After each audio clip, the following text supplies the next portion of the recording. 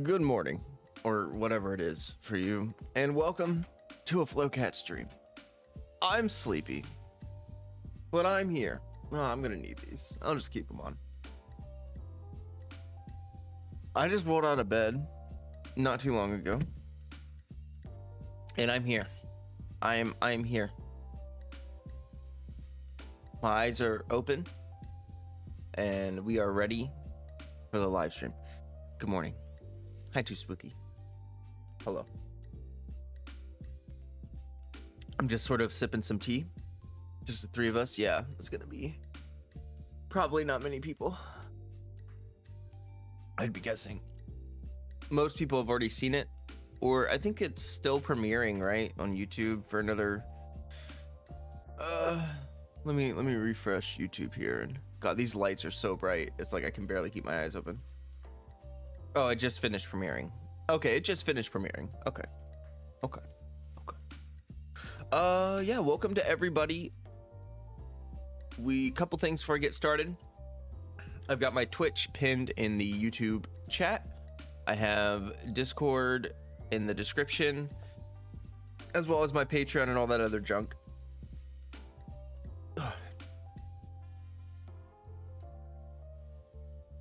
Oh, sorry. I woke up and I ate cereal so fast. I ate a bowl of cereal at Mach speed.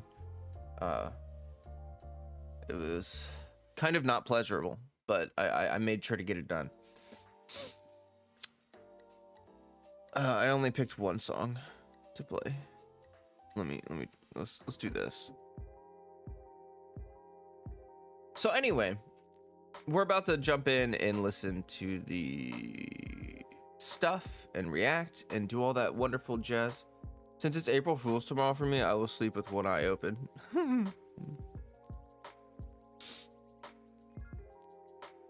Yeah, prepare for a lot of YouTubers and streamers to meme on you. Yeah, I'll be honest with you. Lay wanted me to meme on all of you. Lay wanted, here, I'll tell you, since I'm not gonna do it.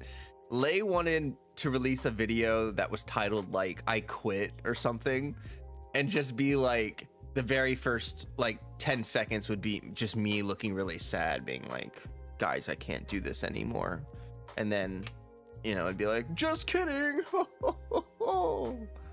It's like 9 p.m. for you. Oh my god, it's 9 a.m. for me. It is early. The cats woke me up because they were going crazy. They were going crazy. They just love to play in the mornings, which is great. Okay. Let me get set up here. Give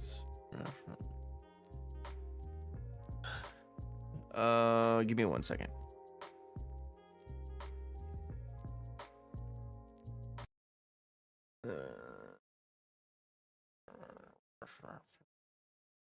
Gotta like it.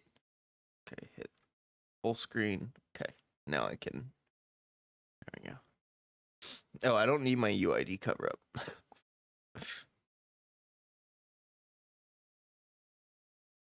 I hate that it goes to auto, like it starts on automatic quality. I don't like that. I want that 1080p. All right. Well, if you're here and you're hanging out, drop a like, you know, do all that wonderful stuff. I'm going to try to balance the audio as we go. Make sure everything's good on Twitch. Let me, I probably shouldn't need to open up, but I'll do it anyway. Gonna grab the Twitch chat. There we go. Okay. And with no further ado, let's watch. Hopefully it's not soup. From an ancient race. We have existed for a very long time, possibly longer than any records in existence. What? The history of dragons starts from the very That's too quiet. I'm gonna turn it up a little bit. beginning of Teyvat. Dragon King? We were victims of the apocalypse. We also became the apocalypse itself. Okay, I'm sorry. I gotta rewind. I gotta rewind because I want to stare at this. I need to stare. I come from an ancient race. We have existed for a very long time, possibly longer than any records in existence.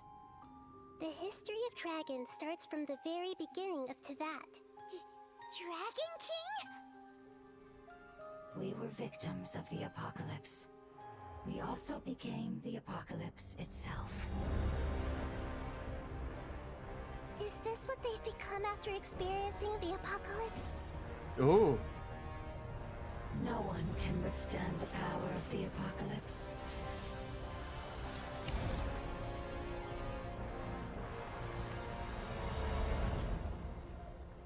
Both of you have only existed for a fraction of what you know as time. Yet you call yourselves lords of this land by leaning on the heavens' glow. Is there Oh. any way to avoid fighting them? Hey, wait!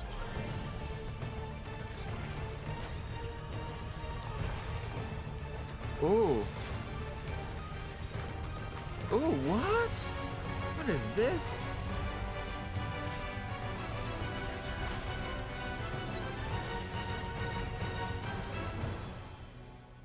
Life, death, and the world around us all follow a set of laws.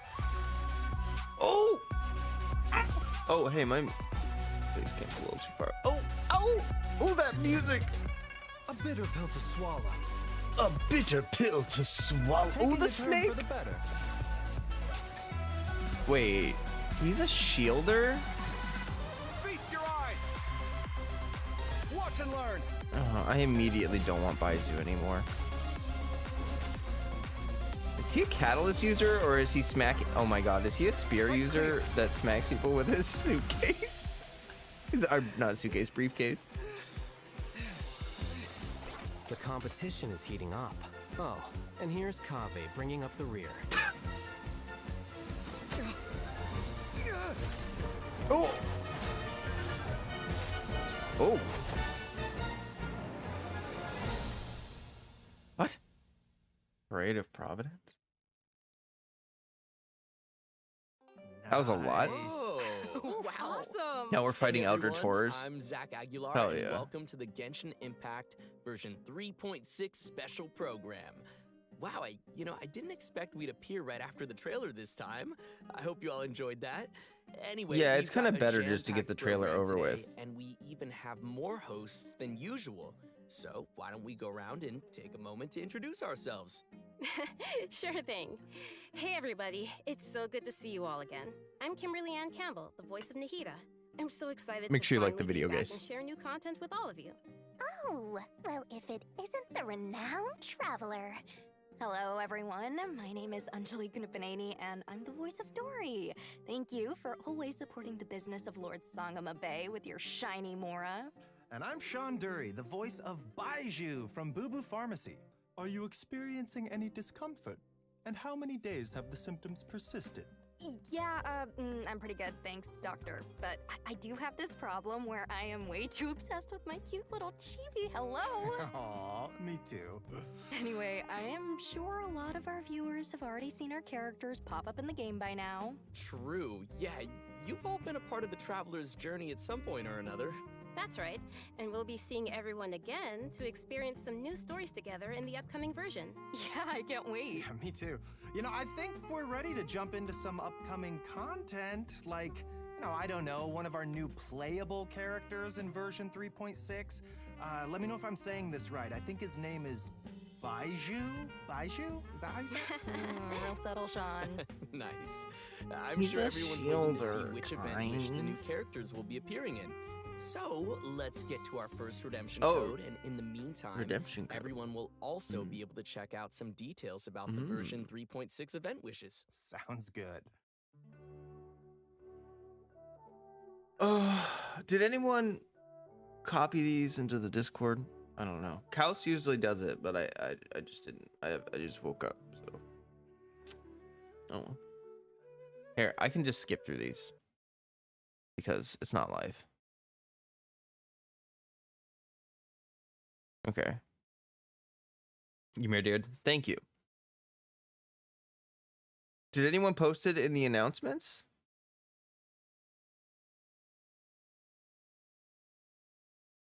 Oh no, no one posted it in the announcements.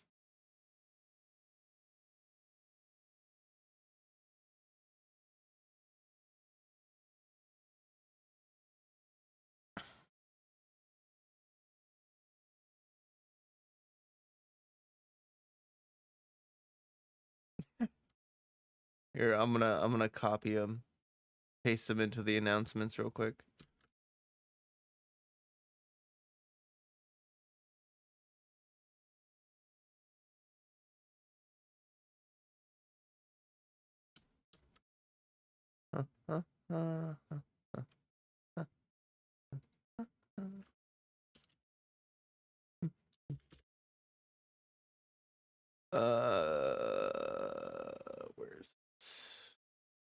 Where's the first one?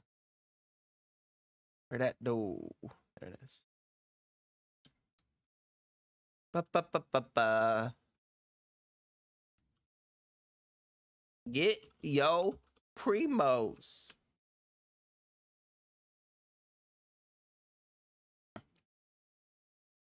Okay, and I'm not gonna ping it because it's been pinged. You dropped your phone and it almost hit your face. Ooh, ooh, ooh. At least it didn't. Because when it does, that hurts. When on the road, Hey, like one should the take stream. ample time to pause and appreciate the wondrous scenery along the way. You're about to collapse. Oh, so he is using like his hands, even though he's a catalyst wielder. So okay, Taking a turn for the better. he's got the snake. He's got a shield. Jade Series catalyst. Okay, that snake True. was awesome. Also, it's designed to It's so cute. totally popped up on Baiju's shield. I like that. Well, I'm afraid of snakes, but Chung Chung sounds so cute. Yeah, me too. And also, random thought, but isn't Baiju the first male character with glasses? That's wow. weirdly specific. I think you're right. Ooh, wow. Personally, Ooh, you I have love his glasses. voice. I think it's Ooh. amazing. Also, you can't go wrong with purple Not pants. biased at You all. really can't. Isn't he the first male Okay, with let's green talk hair, about Baiju. glasses, and Baiju purple is pants? a doctor at Boo Boo Pharmacy and is skilled at healing his patients. His abilities have helped Boo Boo Pharmacy make a reputation for itself in Liyue Harbor. But most importantly, Baiju I love is the a snake, gentle too. and refined physician, and his heart is dedicated to helping the world. He tends to anyone who comes to Boo Boo Pharmacy seeking medical attention, regardless of their wealth or status. Ah, Oh, I see. So he's that kind of doctor. What kind did you think he was? Oh, I don't know. I kind of thought he might be the type of doctor who does good things, but with his own nefarious plan. You know, like, I can save you. But for a price. I guess he just seems kind of mysterious like that. Well, I give your imagination some credit, but sorry, he isn't quite the suspicious doctor like you imagined. In fact, he's actually a trusted physician among the people of Liyue Harbor. Everyone prefers to go see Dr. Baiju, no matter how serious the problem may be. But even though he works as a skilled physician, his own condition isn't so great. I know people say that doctors are the worst patients. Is that the case for Baiju as well?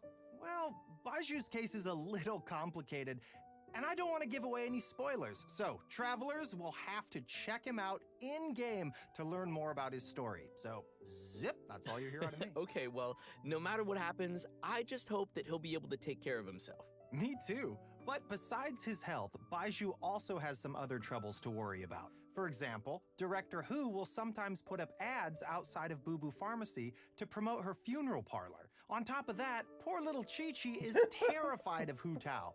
So there are some days where Baiju really has his hands full. Yeah, that does sound like something that Hutao would do. Yeah, it As does. fate would have it, Baiju's master and the former director of Wangsheng Funeral Parlor both studied together under the same master. But the two had differing views on the concepts of life and death and ended up going their separate ways. Their differences were passed down to their apprentices, which has led to Baiju and Hu Tao's different views.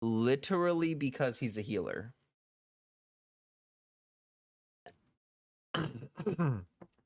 Healing is just so good. Also, he seems like he'll have pretty decent off-field dendro application. His little snake will obviously apply dendro, which seems pretty good. But the burst, being able to do dendro while he's off-field, that is going to be pretty useful. Although I can already see some issues with his kit in that sense, though. Like, if you're using him for dendro application,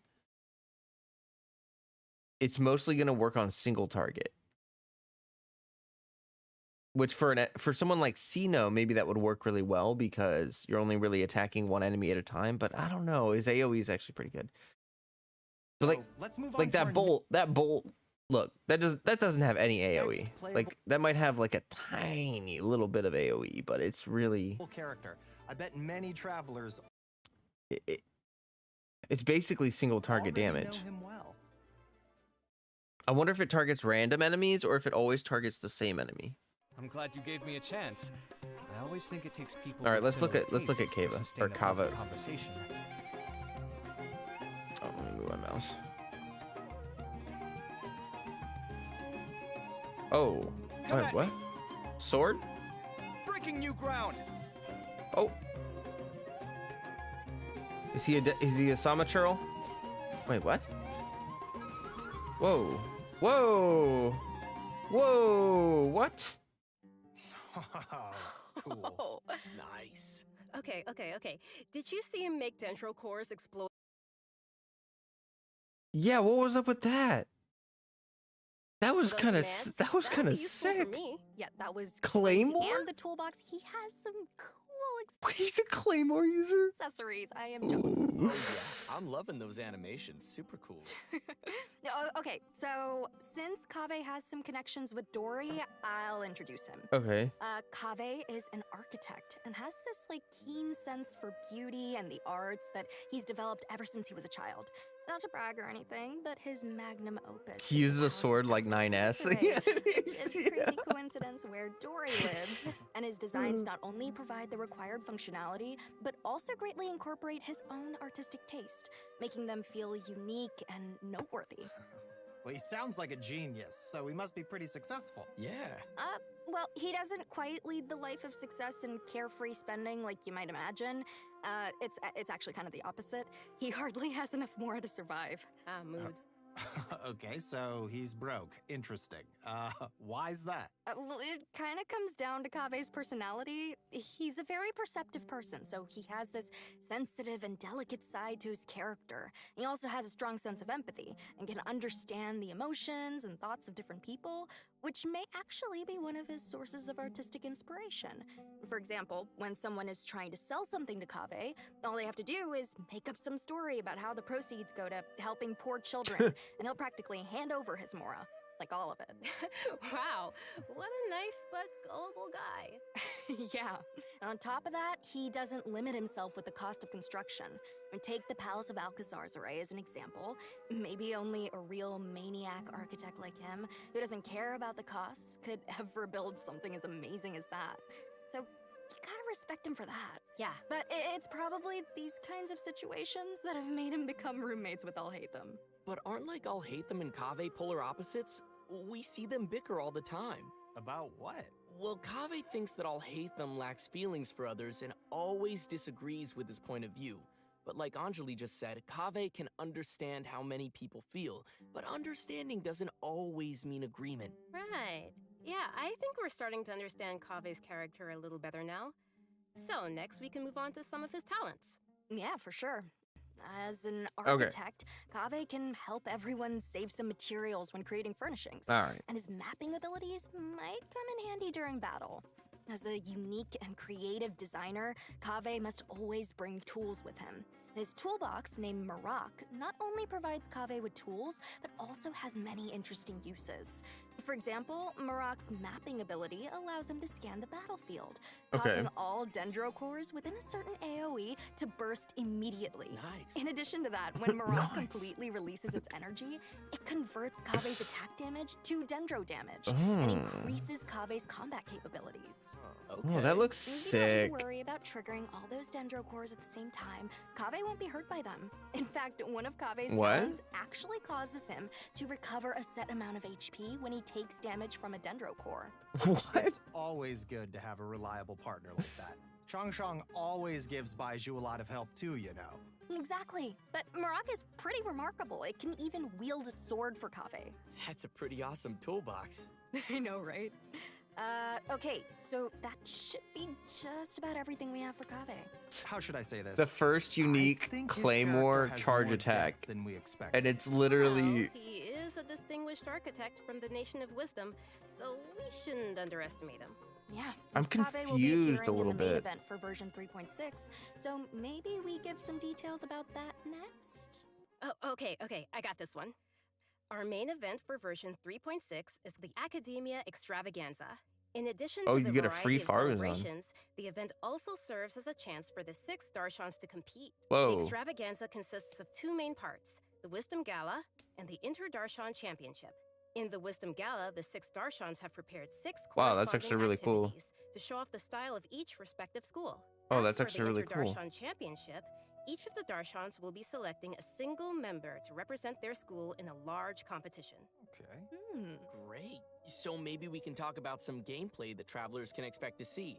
It sounds like we'll be getting a total of 6 different game modes this time. That's a lot. Yeah. Each of the 6 Darshans will be compiling their research to provide fun mini-games for everyone to enjoy. For example, Layla's or Dawahis Darshan will be setting up an astrolabe used for studying astrology at their booth. When travelers adjust the astrolabe to the appropriate height and angle, the stars on the astrolabe will light up and form a pattern. Look, this time the pattern is a cute little fungus. Aw, that does look like fun. Nice. Here's another one. The scholars from Kasharawar will have a game that displays their understanding of mechanisms and architecture. Travelers will learn how to use the least possible materials to build a road that meets certain requirements within a limited space. Ooh, Oh. I'm already getting a lot of ideas for this one. Okay. That's kind of cool. It seems travelers will have a lot of freedom to try whatever arrangements they can think of to reach those goals. Uh-huh. Yeah. Next is Vahumana. They're taking their booth pretty seriously.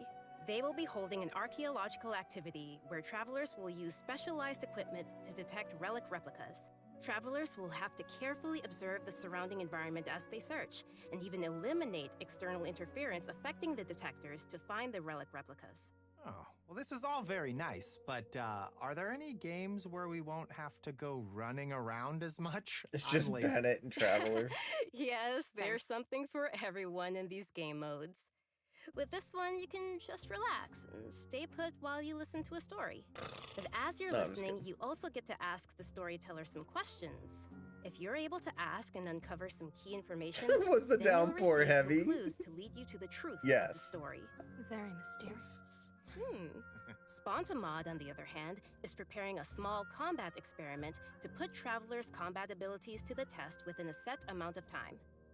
Of course, they'll kindly provide a variety of potions to help travelers overcome situations in the experiment. Awesome. Very cool. And last but Oh not wait, least, wait. is a Was little that that? bionic Wait, experiment set up by Tainar. That's alright. I didn't. Is this that one combat event? Oh, I Kindly love provide a this variety of one. potions to help The first time we had this one, it was a lot of travelers fun. overcome situations in the Yeah. Oh, but it's not unlimited enemies. The first time they did this, we had like 2 minutes to kill just as many enemies as you could. And it was so fun because it was just like unlimited enemies. Sag. Aw. And last but not least is a little bionic experiment set up by Tainari's Amorta Darshan. Travelers will be able to control replicas of various creatures and command their movement according to Aw. a specific rhythm. And that should be everything we have for the Wisdom Gala. So which Darshan's events are you all most excited about? Oh, you know, Spontamod, because that's what I'm all about. Combat and battle and victory and never losing. Ever. Never Confident, die. are we? Oh, Wow. I like the star one. I like stars. It's very cool. Yeah. I'm most excited to listen to a story because I think that's about my speed. Oh, I get that. And let's not forget that in addition to the Wisdom Gala, we still have the Inter-Darshan Championship. This is a contest of wisdom and courage, and you won't want to miss seeing which Darshan is able to claim the title of champion. Very cool. Oh, and there I'm is more one tough for more the thing to mention win. here. Layla's very own Hangout quest will be arriving with version 3.6, so be sure not to miss it. Okay, that's all. Yay, we get to hang out with Layla. Awesome. Layla. Excited to check it out. Oh, that's awesome. Okay, and our next event will also be taking place in Sumeru. Waynute activity has suddenly been on the rise, and the academia is dispatching researchers to respond to the problem. This time, we'll be helping scholars clear the desert of obstructions, assemble the Waynute Slayer cannon, and repel the wandering Waynute. Waynute Slayer Cannon, huh? Wow, yeah, that's quite the name. we both have the same. As its name implies, it's very effective against Waynute. Our task will be to clear out any monsters nearby and help with the preparations so the cannon can start attacking. I'm sure our travelers will be able to help handle the situation. Oh, yeah. We also have one other event for travelers to continue improving their combat abilities. During the challenge, travelers will have to complete 3 consecutive combat rounds. During each round, the system will randomly activate 1 or more of 4 possible effects at set intervals of time. Oh, so I guess it's safe to say that no 2 rounds will play the same. I guess not. Yeah. If the buff you receive happens to synergize with your team composition, then your team will really start to shine. I personally think it's interesting to have these random elements added to the challenge. I feel like it'll bring some fun surprises to the gameplay. Yeah. Totally. And these buff effects are all pretty powerful. The travelers should definitely try some different team combinations and see what synergies they can come up with. And also, the Overflowing Mastery event will be returning once again with double drops for a limited time to help travelers keep leveling up their characters. Yep. In addition to the events Yep. we've already mentioned, there'll be one more event taking place in an all-new area. So first, I think we should reveal the new area. What? No. Whoa. Let's take a quick break and give another redemption code. Yeah. Oh, yeah. Whoa. Sounds good. Oh, but one more note, we'll have some info regarding new artifact sets during the break. Excuse me? So be sure not to miss that. Excuse me? Oh, hey, that's actually really smart. That way they don't have to read these. You know how, like, in the past ones, they literally just read an entire novel of, like, the 2-piece set, and then the 4-piece set. Oh, what's this? Also, I wanted to, okay, hold on. Let me read these real quick. Nymph's Dream. 15% Hydra damage, so it's a new Hydra damage set. That looks really pretty. After normal charge and plunging attacks, elemental skills and what? 1 stack. Okay, so if anything hits, 1 stack of Mirror Nymph will be triggered, lasting 8 seconds. While under the effect of 1, 2, or 3 or more, attack will be increased by 7, 16, and 25%, and Hydra damage bonus will be increased by 4, 9, and 15%.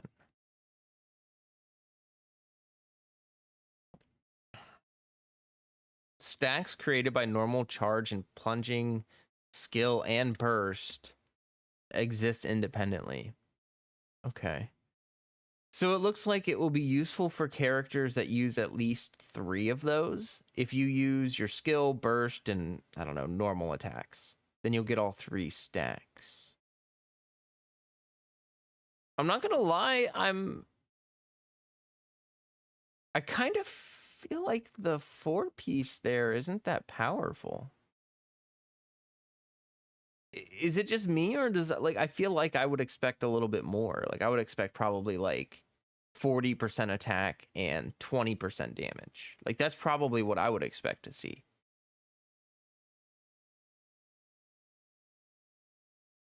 Like, I wonder if this is actually going to be better than Heart of Depth, for instance.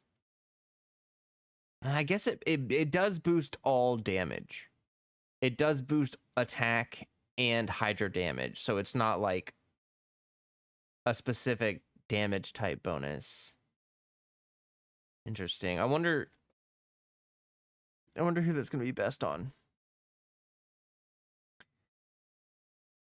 Value Cache's Glow. I don't know. HP 20%. Another 2-piece HP set, which is good to have. 4-piece elemental skill and elemental burst damage will be increased by 10%. Okay. After the equipping character takes damage, the aforementioned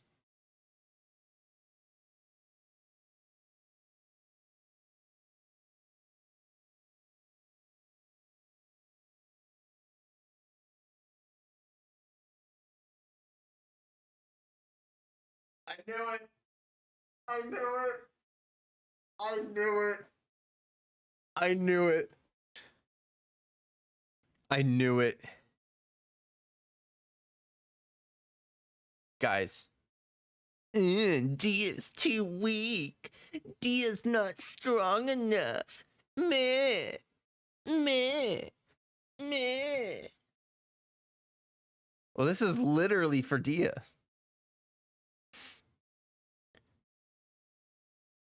This is like definitively going to be... I'm pretty sure this is going to be stronger than Crimson Witch of Flames.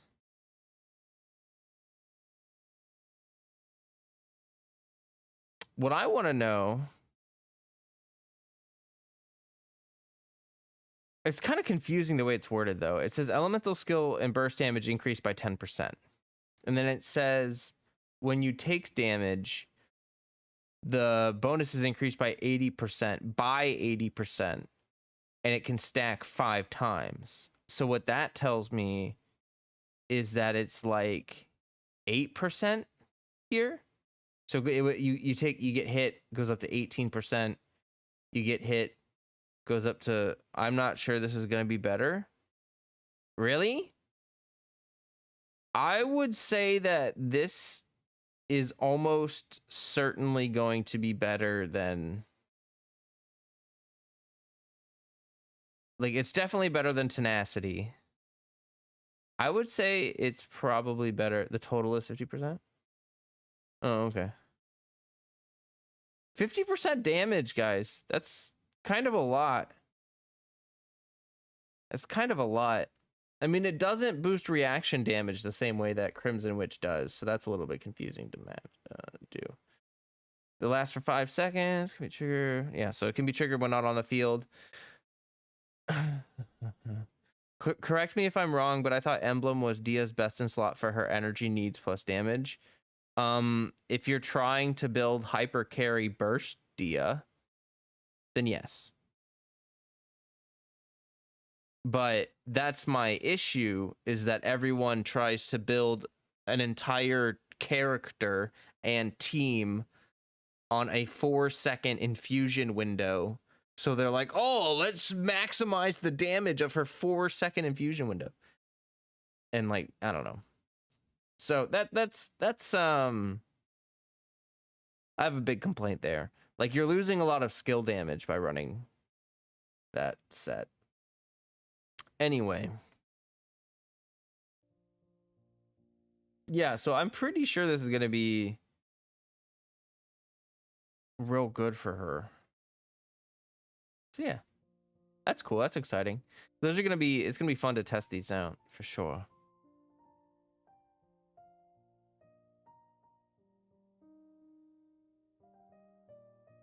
Yeah, I'm glad to see it too. I remember when Clam got announced. Speaking of people having bad reactions to artifact sets, when Clam came out, everyone was like, "This set is useless. This is the dumbest thing I've ever seen in my whole life. I can't believe that anyone's gonna spend resin on this garbage." And now Clam is like, you know, it's great. It's great for Coco.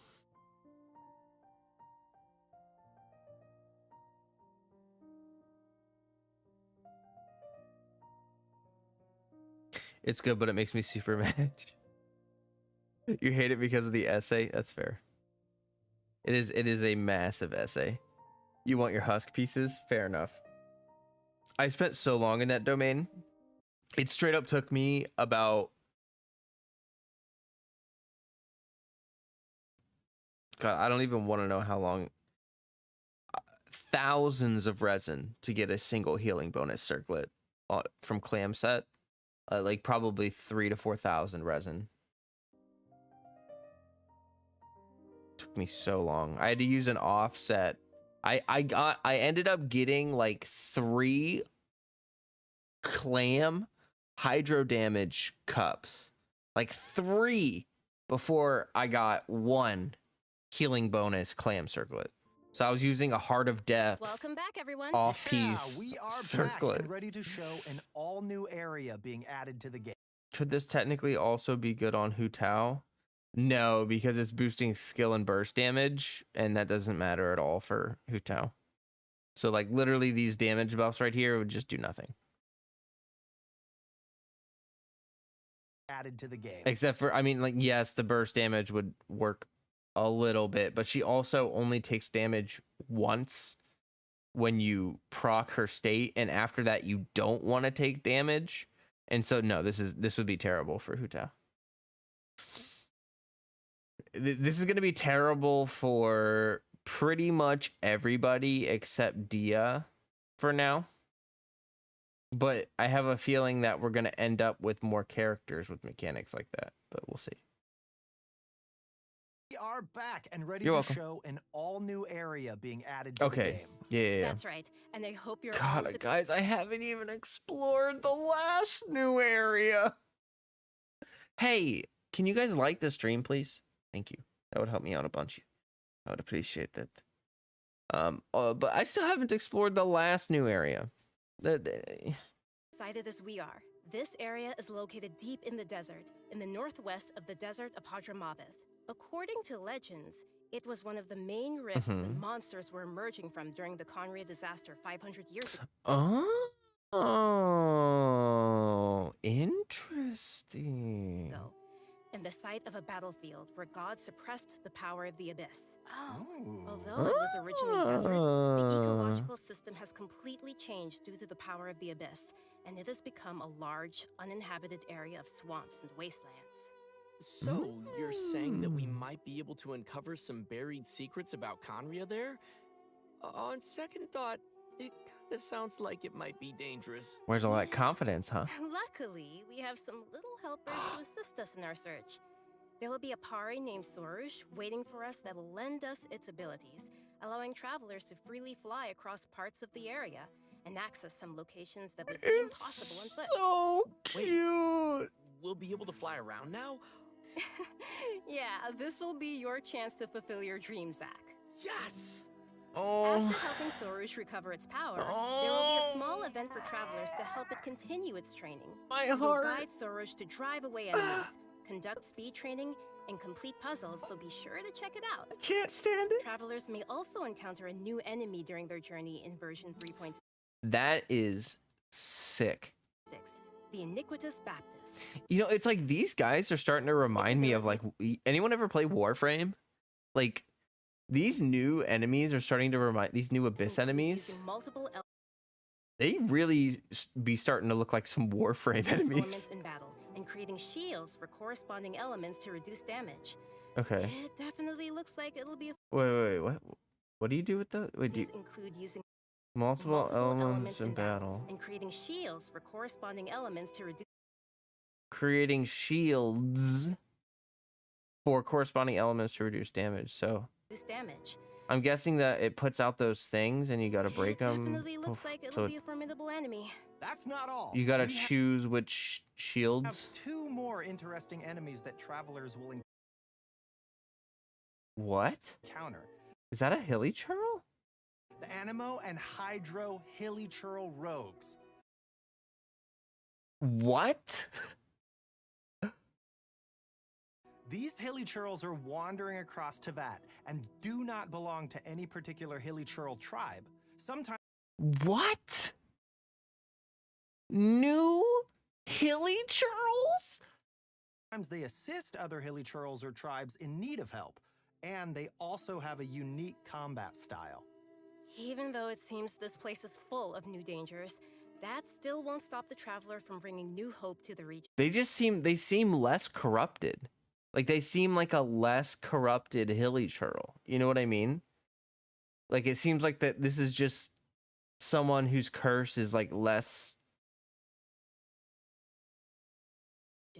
Some clues related to Conria are also waiting to be uncovered here, so it's definitely worth exploring. And last but not least, in version 3.6, the legendary Dragon of Verdure, Apep, will appear. The Dragon of Verdure was once an emerald green dragon that ruled Sumeru, but its color later changed to that of yellow sand.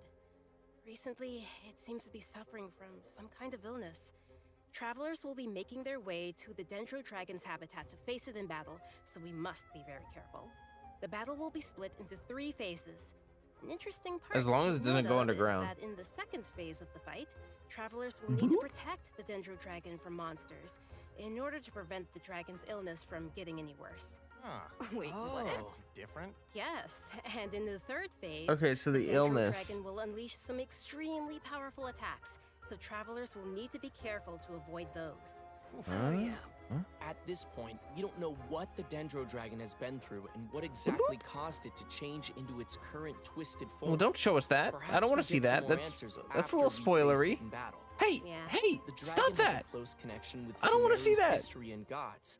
Going into its lair and determining what's No! causing its current condition is an important task and will be helpful to the entire nation of That's your Sumeru. eyes. So, if you'd like to learn more about the Dendro Dragon, then be sure to check out Chapter 2 of Nahida's story quest. Oh, for sure. I think there'll be a lot of interesting things for travelers to learn in this one, so be sure to look forward to it. Absolutely. And that's about all we have. Is it gonna for be new- one of those things where the boss takes more Dendro damage, even though it's Dendro, like the Wolf Lord? Or is it gonna be one of those things where Dendro is like useless against it? Because if Dendro is useless against it, it's kind of funny because it's like, you know, all these Dendro units. Okay. content in the upcoming version. But before we wrap things up, Okay. we have an announcement regarding Uh-huh. Genshin Impact's music. Okay. The second album for the Sumeru region, titled The Unfathomable Sand Dunes, will also be releasing soon. Oh, nice. Nice, I love the That's Sumeru cool. region music. Yeah, I do too. This album is comprised of 3 discs, compiling all the original music that the Hoyoverse team created for the Sumeru region, spanning versions 3.1 to 3.6. Okay, this is super cool. I'm Oh, super heck excited. yeah. Be sure and pick that up. I'm hyped. Right, so let's watch a trailer of the new OST and give our final redemption code of the day. Why did they pick this song? Bro. I hear this song all the time. Play one of the bangers. All right, well, anyway. That's okay. All right. Is there literally anything else, or is it just them talking about? Come on. Yeah, okay, all right.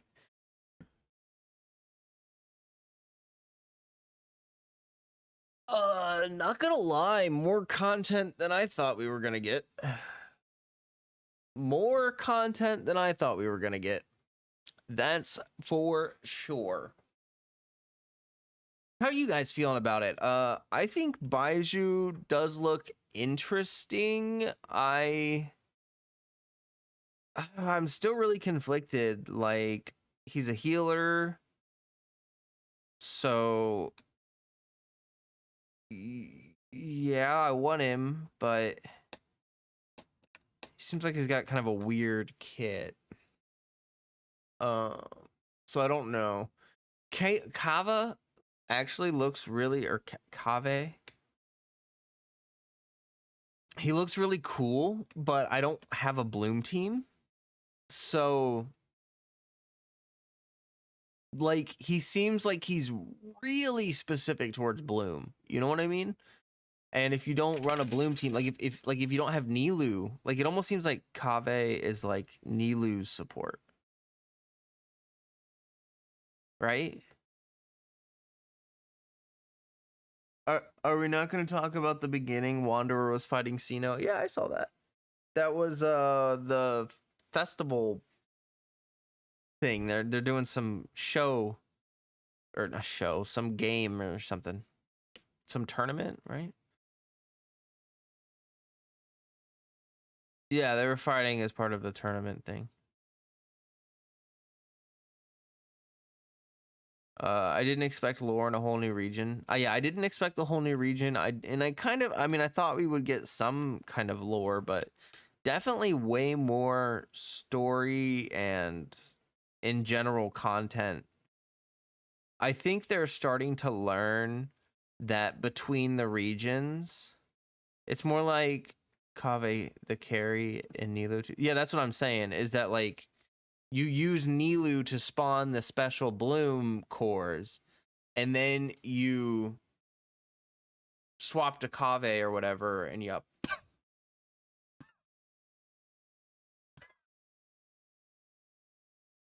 just like that. But yeah, I don't have Nilu. So like I don't know I don't know what I would do with Kaveh. But I think I'll probably try to get C0 Baiju just because he's a healer. Ugh.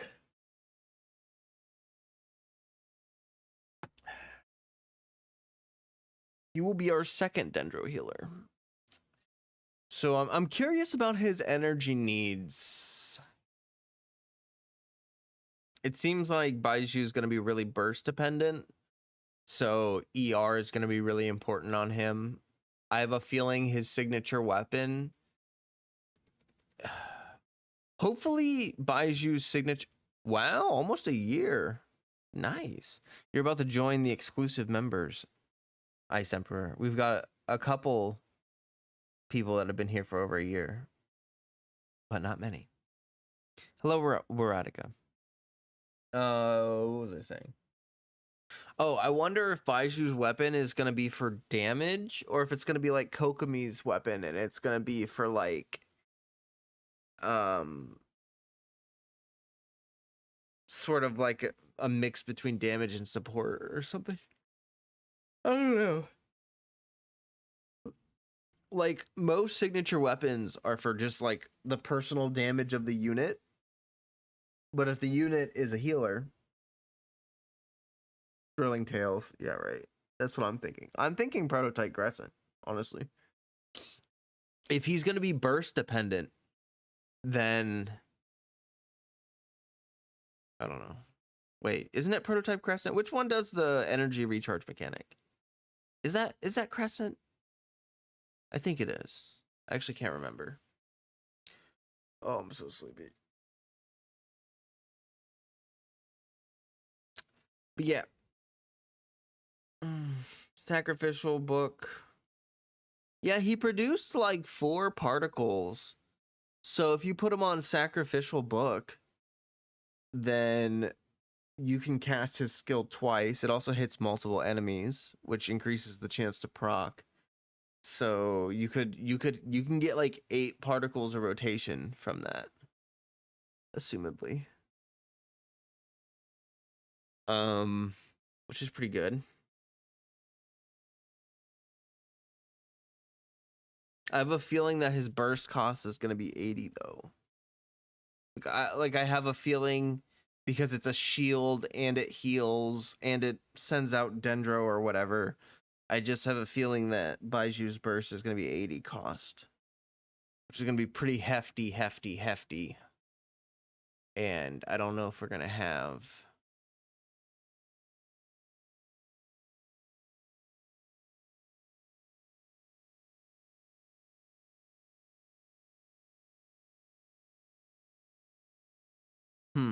I don't know. I'm just...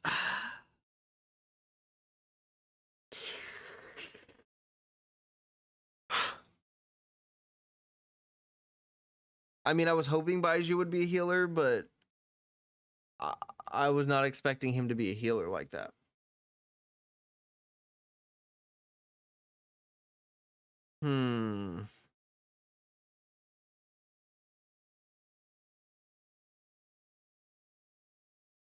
You need to see him tested and use him in the trial. Yeah. I need to see his actual talents, how everything lines up, how it all works. It's just kind of interesting for now. I'm kind of like unsure of like his kit. We got our wish, but at what cost? Exactly. Exactly. Kind of an interesting little point, though, is that like Baiju is sort of built for mitigating bloom damage in a way, because Dendro shields will absorb Dendro 250% more efficiently. So no matter how weak Baiju's Dendro shield is, which is probably super weak, it's probably just meant to glance, not like absorb damage. So even if Baiju's shield is really weak, bloom damage won't break through it at all, and it'll protect you from probably all bloom damage. And then anything else that gets through, he can heal. But for that reason, I kind of feel like his shield is not going to be very good, and his healing is not going to be very good. But the combination of both will be like kind of like Diona in a way. I think he will work with Sino, but I kind of doubt his Dendro application. Yeah, see, I was talking about that earlier. Will he run Millilith set? Baiju? I don't think so. No, I don't think so. You're getting Weed Baby to C2 next patch. Nice. Nice.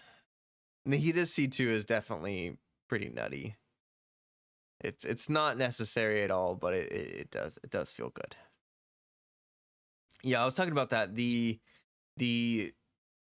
Dendro application for Baiju looks mediocre at best off field. Like it's like single target, right? His shield is for burning, Burgeon, Bloom character, and Nihida. Spad aggro. Yeah. Yeah, I think you're right that the shield is like, it's to protect you from all that stuff for sure. Good for on field Dendro. Nihida. Wait, what? Seems like he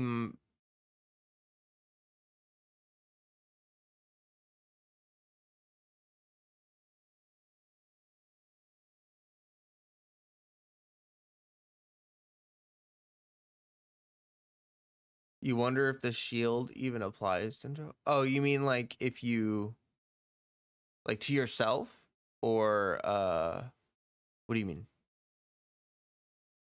Like if it applies Dendro to him, or if it applies Dendro when you cast the, like when the shield itself forms?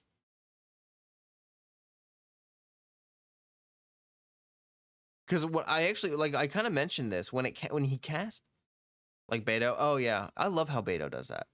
I doubt it. I kind of doubt it, because when he cast his burst, it didn't seem like the enemy reacted at all. So it kind of seems like the burst doesn't actually do damage when you cast it. And for that reason, I don't think that when the shield refreshes, it does damage. I think that's the difference in a way, is that like when you, well, I don't know. Beto's shield is just kind of weird, but it's in a good way. I do love that Beto's shield does that. Her parry shield. His skill is not single target, but not like big AoE target too. Kind of like homing enemy. Yeah. Yeah. His skill is really cool. I don't know. I want to see the cooldown on it. It's probably like a 15-second cooldown on his skill. You know what I mean? It's like you tap it, it does a thing, and then it has an insanely long cooldown. And then the rest of his kit is going to be his burst. So I feel like he's going to be very energy hungry. Very energy hungry. And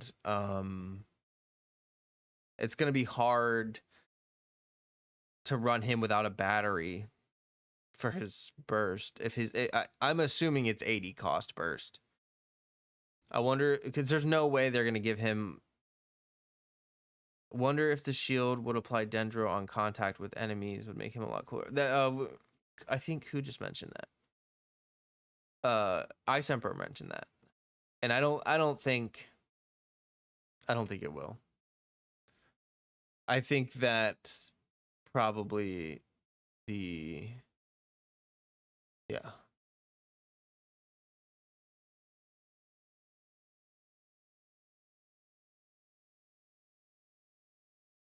Probably it's just gonna be that little bolt.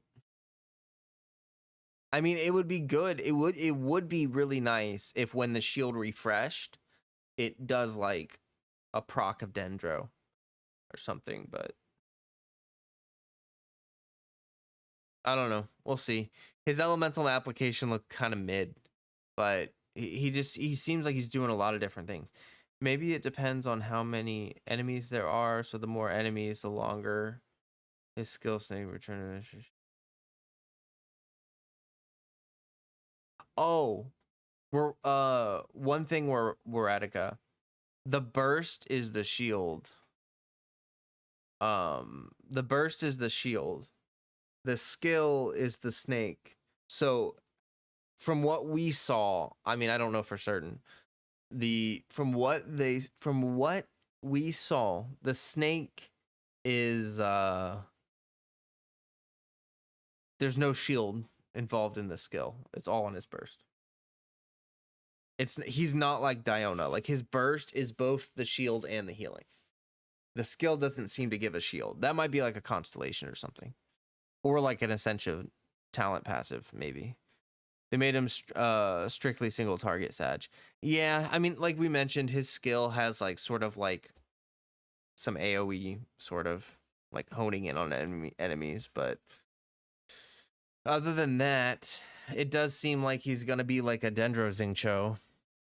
But like his application looks kind of slow though. Yeah, snake. The skill is just the snake. It sends out the snake. It does damage. It gives you like 3 to 4 particles. It comes back and it heals you. That is all the skill does. The shield or the burst is what it's like Toma. The burst starts the shield regeneration thing going and also healing and stuff. I'm still sad they didn't do much for his burst animation. Yeah, I'm pretty disappointed with the burst animation. It's not that great. Like, I get that not every burst animation needs to be like the most intense thing you've ever seen in your life, but also, how can you go from like Sino to, you know what I mean? It's just it's very generic. Yeah, it's like super generic. It feels a little bit uninspired. That's for sure. Does this count him into the Pokemon Genshin gang? Sort of. I mean, it's not really a summon. Like, it's not like an on-field summon, but it does last for like a certain amount of time while it's traveling between enemies, I guess. The snake. So I guess.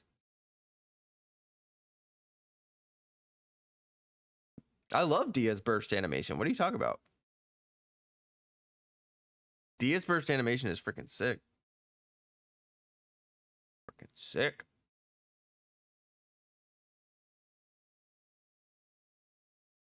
But yeah. Yeah, I was hoping that the kit would have more to do with Ching Ching.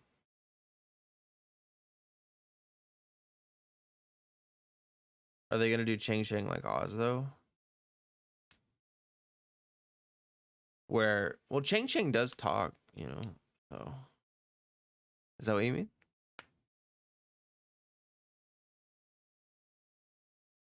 You haven't heard her voice in ages? Oh. She has like a really cute wispy voice. Chang Chang is literally just a scarf. Unfortunately. Like, God, they couldn't have done something. They couldn't have done something with the snake. Like in the burst.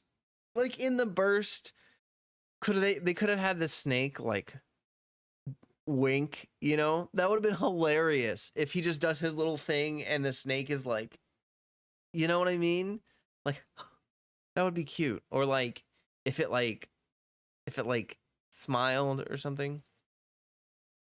You don't feel good about Baiju? Yeah, I'm mixed. I'm very mixed right now. I normally love healers. Like I'm normally, when I see a healer, I'm normally like, yes, yes. But I don't know. I mean, he just kind of seems like, I don't know. Like I want him because it's him, but I don't know. His just seems yeah. I mean, maybe I'll be more impressed when I actually use him, but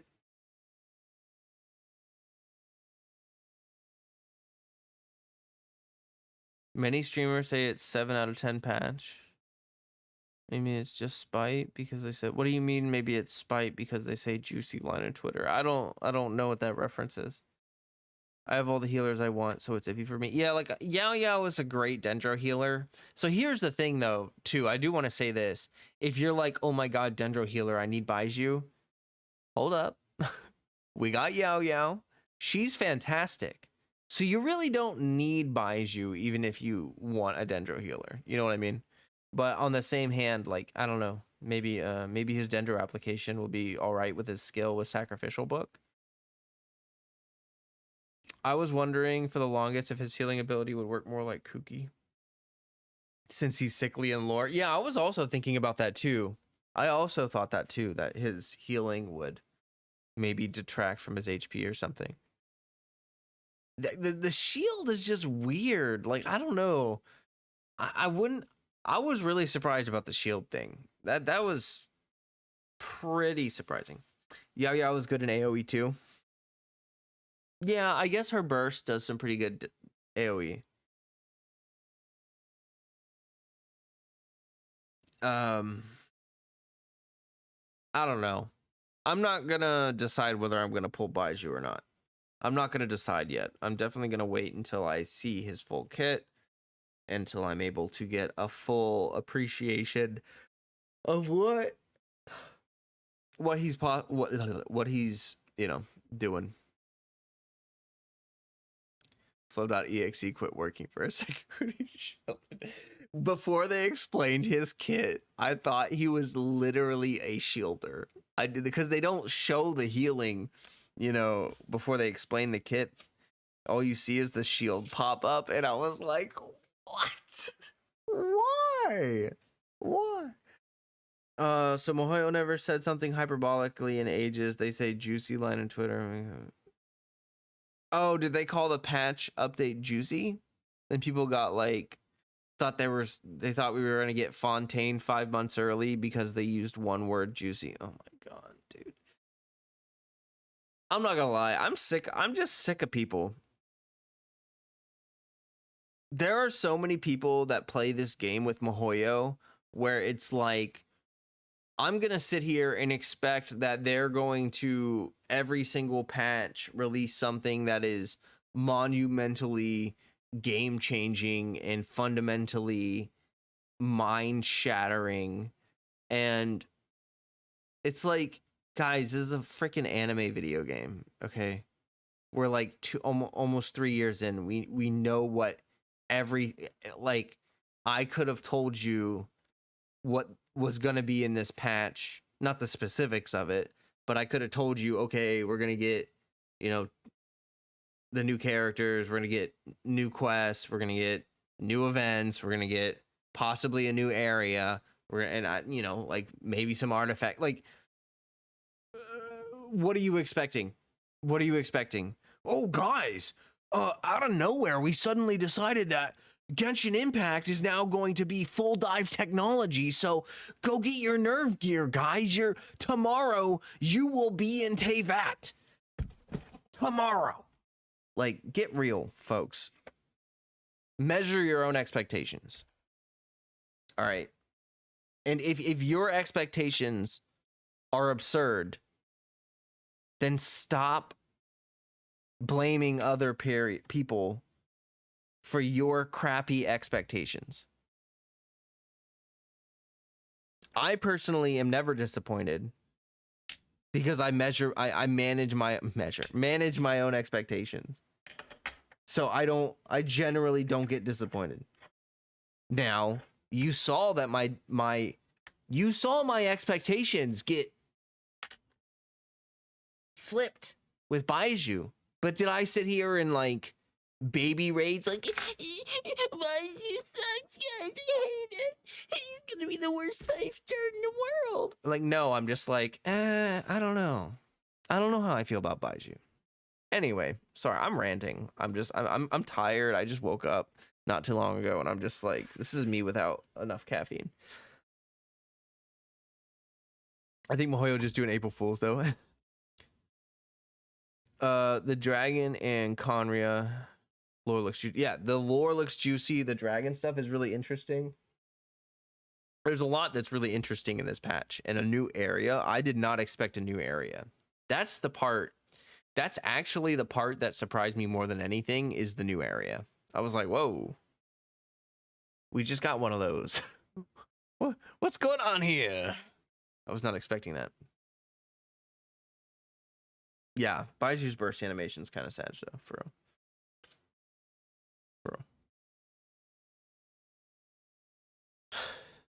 Maybe it's because he's a support.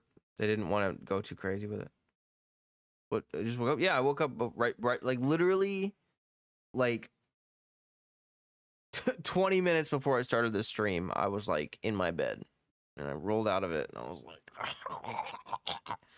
I actually woke up because the cats were playing, and they do this thing where like we have one cat named Sir, who's younger. He's a kit still, and he has endless energy. So like Freddy like had just gotten up, and he was like kind of grouchy, and Sir kept trying to play with him, and so Sir would run over and go, you know, like all playful, and Freddy would go and just growl at him, and then Freddy would move away, and Sir would go over to him again, and then I hear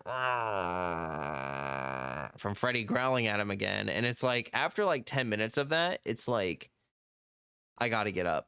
Like I can't just lay there and listen to them do that over and over. It drives me crazy. Baiju C2. Oh, no. Hey, I'm not reading it. Can someone delete that? Axolotl, can you delete that? No leaks, please. I don't do leaks. Thank you. No leaks. At best, I would catch him on a rerun. But this is feeling like a bad idea for like I just straight up almost read leaks for the first time in like I actually can't remember the last time I looked at leaks. It was like when Kazuha was a thing. At best I would catch him on his rerun. But this is a feeling like a bad idea for me. Hopefully all Baiju winners. Yeah, I kind of feel like Baiju's going to be one of those units that has a lot of issues that are solved by constellations. You know what I mean? Like, I kind of have a feeling that Baiju at C0 has the framework of a great healer and stuff, but then his constellations are going to make his Dendro application actually really good, or his constellations are going to make his, like, I think it says something about damage boosting, like he can boost damage. Am I excited for the new area? Oh yeah, I am excited for the new area.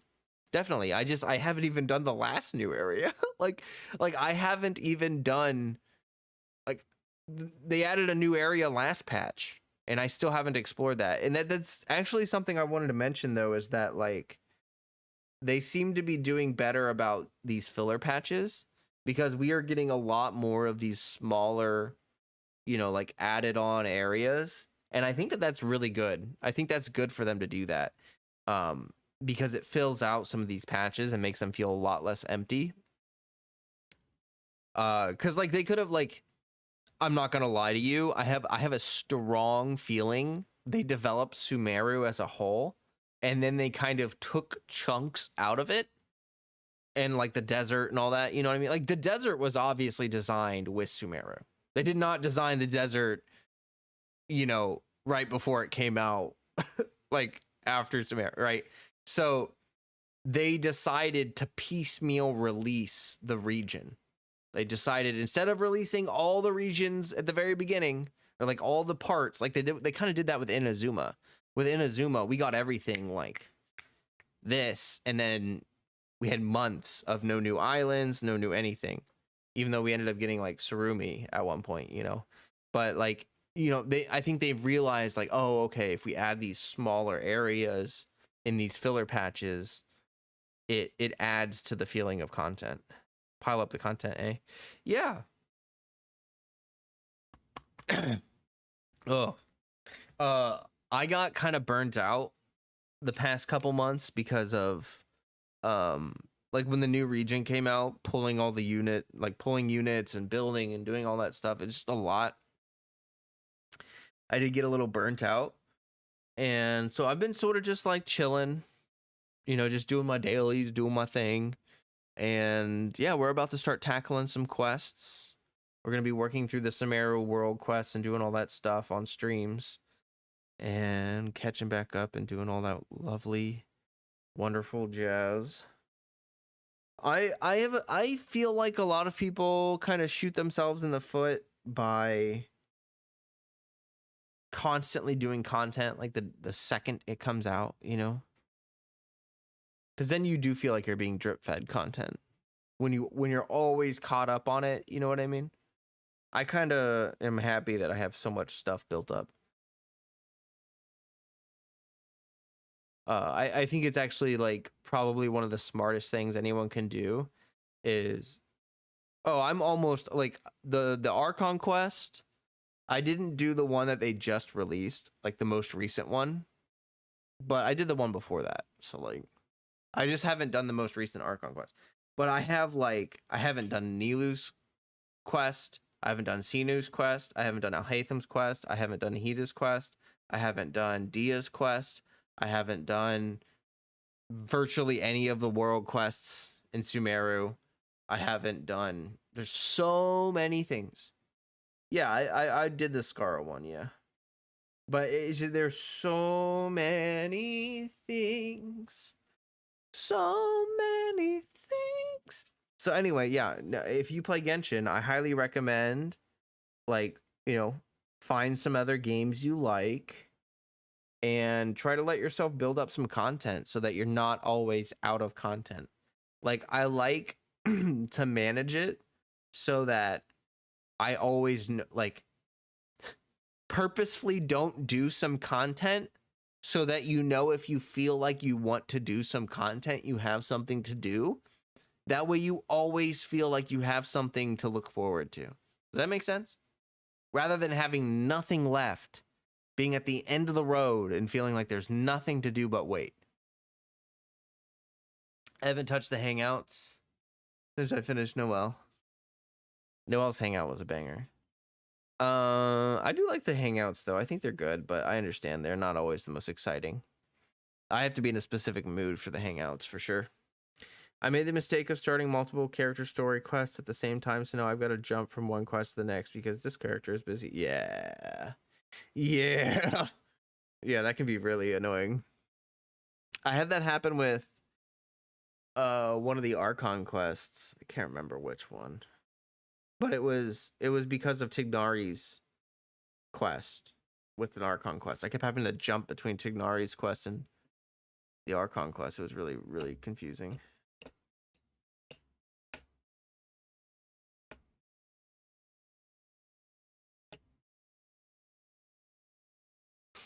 You're just waiting on Honkai Star Rail, and I think I'll consider Wuthering Waves as well.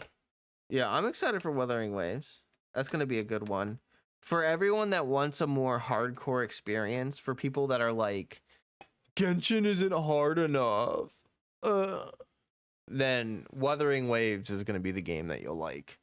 Because Kuro Games is really good at making challenging, exciting boss fights. So I can almost guarantee that Wuthering Waves is going to be extremely challenging.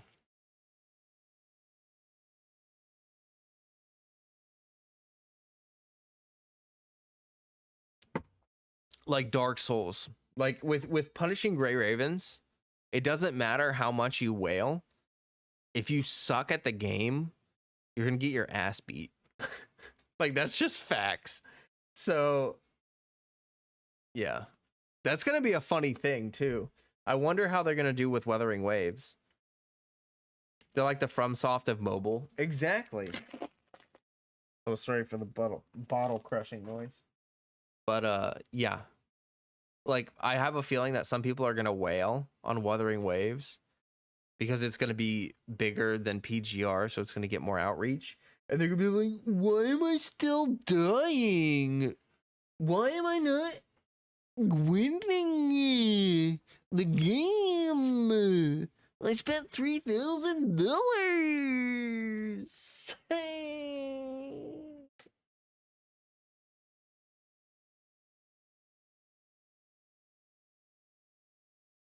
I'm kind of worried about the power creep, though. Yeah, PGR has power creep because... literally because they've basically gotten better at development over time. So the new units are kind of just designed better than the old units in PGR. And so the old units are kind of just worse.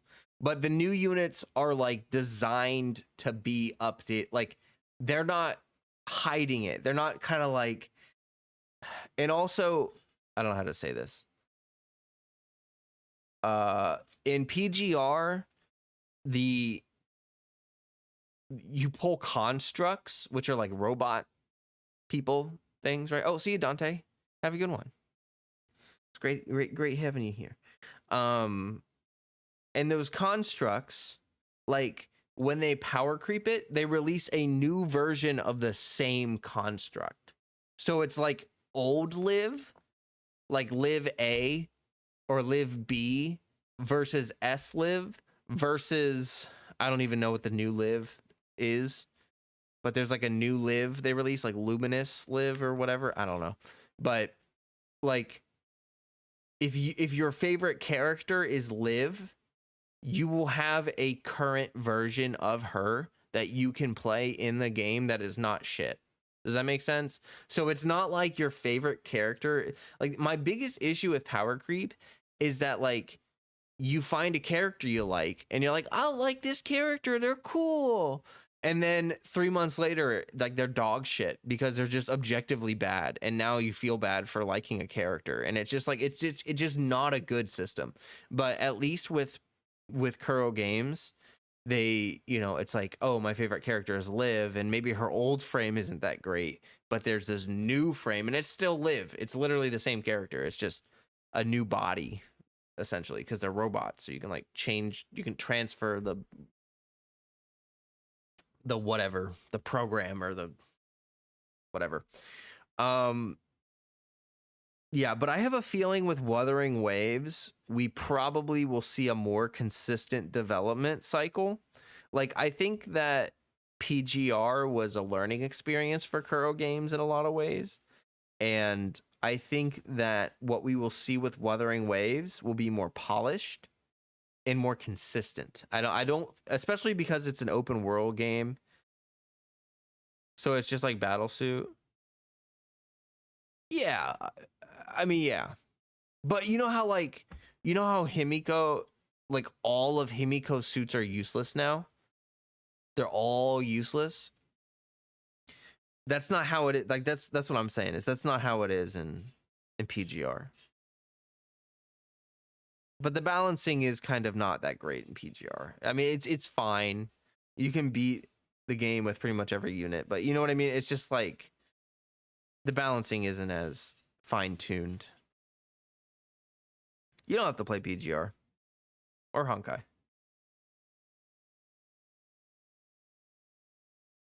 Yeah, but Wuthering Waves, I'm looking forward to. I think it'll be a great game. I think it'll bring a sense of challenge to this market that we need. Also, Wuthering Waves has a parkour system. So rather than having to climb up the wall like this, Like you can actually run up the, like there's parkour. You can run up the walls, which is just very nice. I do like that a lot. I think Wuthering Waves will boost Kuro to the forefront like Elden Ring did for FromSoft, where Souls games were popular in their niche community. But Elden Ring beats the festival. Yeah, I actually do have a feeling that Wuthering Waves could pull in some more people. Like think about how many people played Elden Ring as their first From Software game and previously were really turned off from the genre. And so I have a feeling that because Wuthering Waves, like people are going to watch, people are going to have the same thing. Like you watch someone play Elden Ring and you see the insane combat and you're like, whoa, I kind of want to try that. Like that looks so intense. I have a feeling the same thing is going to happen with Wuthering Waves. Hey, Nat, good to see you. Welcome. Where I think people are going to watch someone play Wuthering Waves and like, it's like when you watch Rex. Wait, that's his name, right? Oh my God, I forgot his name.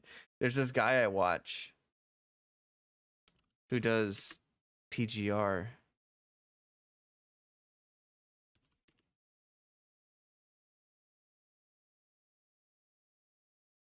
Rexcellent. That's his YouTube name. Rexcellent. It's like watching Rexcellent fight a boss in PGR. It makes you want to play the game because it just looks so cool and so cinematic and crap. But yeah, I think that'll happen with Wuthering Waves. People will be playing it and streaming it. People will pop in and see like some epic boss battle and be like, oh, that looks kind of interesting.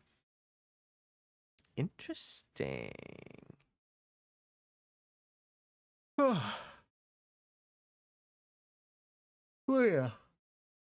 Oh, I guess I could have played music or something.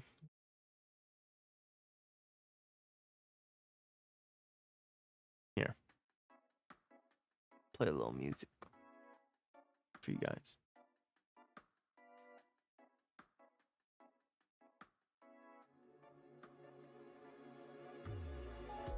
I don't even know if you can hear it. Are they gonna kill Genshin?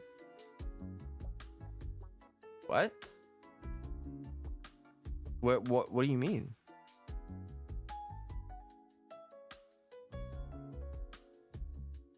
Yeah, good competition. Yes, competition is good.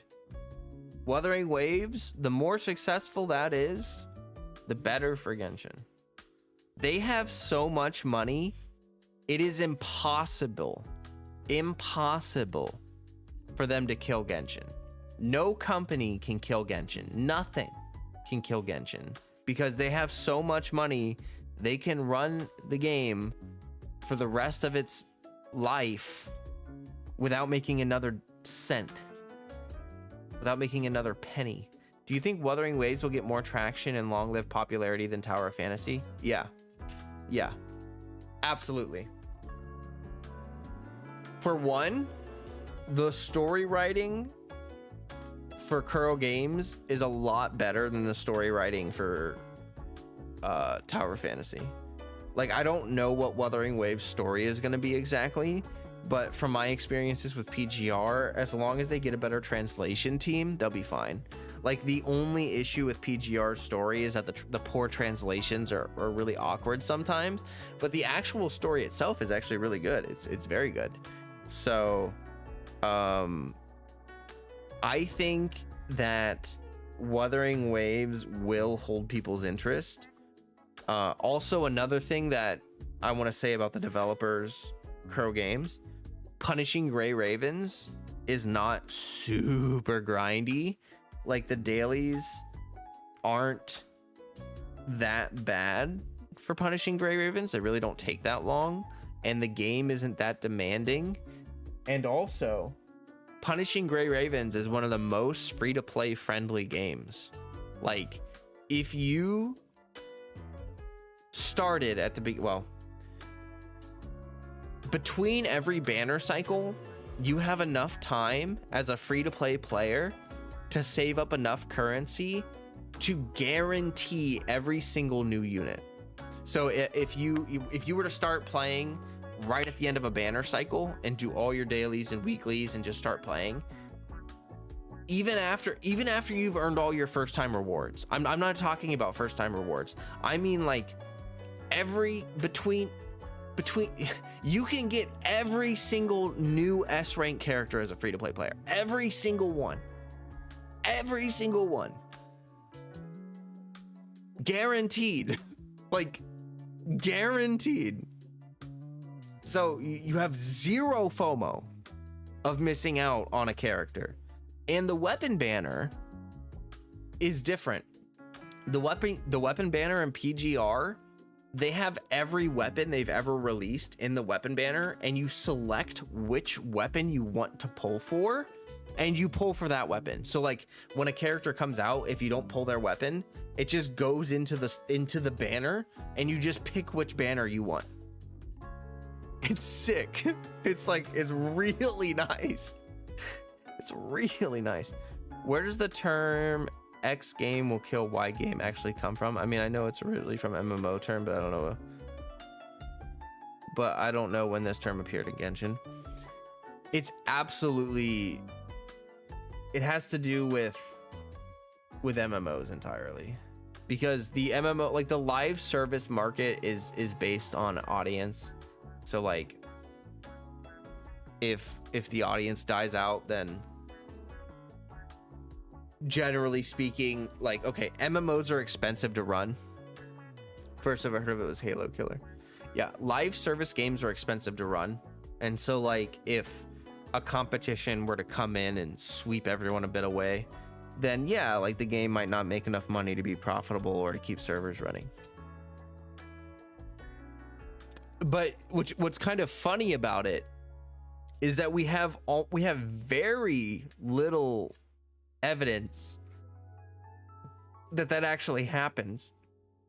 Like most of the time, games die because they're not good.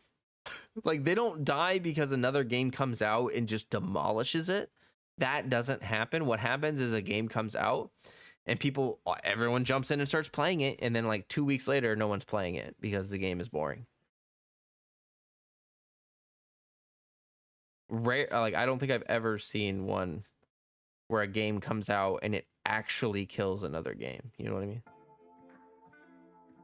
There we go. Play a little bit of this.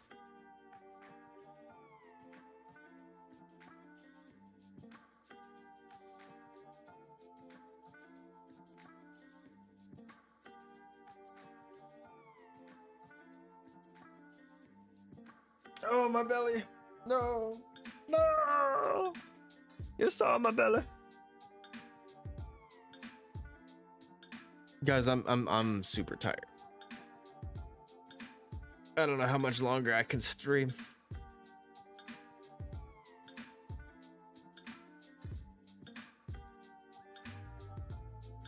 My hair is so much less tangled. Like since getting the haircut yesterday and getting all the dead ends trimmed out, like I woke up and my hair wasn't a tangled mess, and it was kind of nice.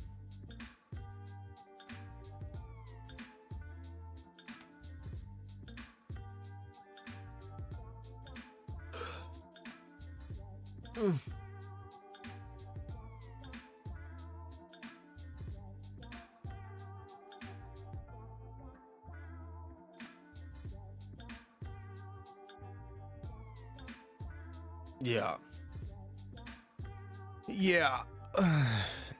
Well, if anyone has any pressing concerns or questions or anything, feel free to ask me. Otherwise, what do I expect for the competition? What do you mean? I do expect Wuthering Waves to compete pretty well. I think Wuthering Waves, like I mentioned, will do better than Tower of Fantasy did. I think Wuthering Waves will hold people's attention way better. My only concern is that Punishing Gray Ravens, they've never done an open world game, so I'm very worried. This is my biggest concern with Wuthering Waves. The boss battles, the fighting, the combat, I bet it's gonna be glorious. Like I'm not even worried. but I am worried about like the exploration. I have a feeling that the open world might be very bland and have nothing in it. Like, it might be one of those things where you open the chests and there's literally nothing there other than the chests, and there might be a few enemies in the open world. But yeah, you missed my live stream review. Will you be pulling for Baiju? I'm uncertain. He's a healer, so I feel like I want him, but I'm iffy on his kit right now because it's just kind of weird. And I'm having trouble thinking of what teams I would want to use him in, if that makes sense. Like, I can think, I like, definitely Dendro healer is a good thing to have, but we already have Yao Yao, and his kit is just kind of weird. Like, I don't know. I'm gonna have to, I want to test out his Dendro application and stuff, like, before I make any definitive conclusions. But yeah, I'm unsure. I'm iffy. Kava's kit, I can't say his name right, but it looks really cool though. His kit looks really cool. I just don't have Nilu, so these characters are like, I don't know. When I saw Baiju's shield though, I was like, what is happening? Why does he have a shield? I crashed. My brain stopped working. Like, that's not supposed to happen. I kind of didn't agree for hardcore term because I also kind of hardcore player myself. In terms of learn enjoying it though. Maybe new mechanic in Genshin because I found that Genshin is more.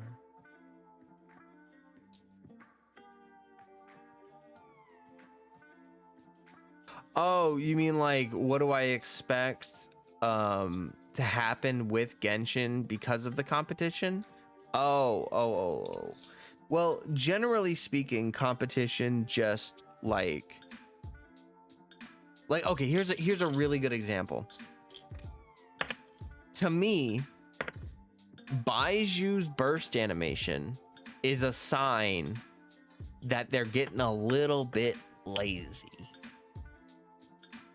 Like, they could have, like, I'm pretty sure everyone can agree that it wouldn't have been that hard for them to come up with something more creative than a couple mountains in the background and him going like that.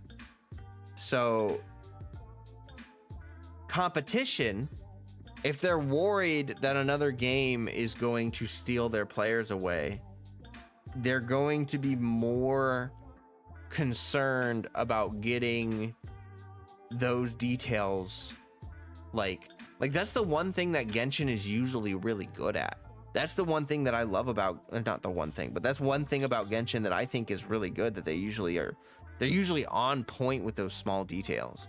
Like, they usually do not neglect the small details almost all the time. And so that's why it's actually surprising to me to see that his burst animation is so generic, because that's not on brand for Hoyo. Like, that's not how they usually do it. You know what I mean? They usually go to great efforts to be unique and interesting and creative. Even if it zoomed in on the snake or something, would have been better. Competent competition will cause quality control. Exactly. It basically increases the quality control. It prevents this complacency from happening. You know what I mean? Which is a big issue, because yeah, I think it may be saving good brush animation for the burst animation for the waifus. Well, but even like Sinu's burst animation is freaking insane, right? Like, it's so good.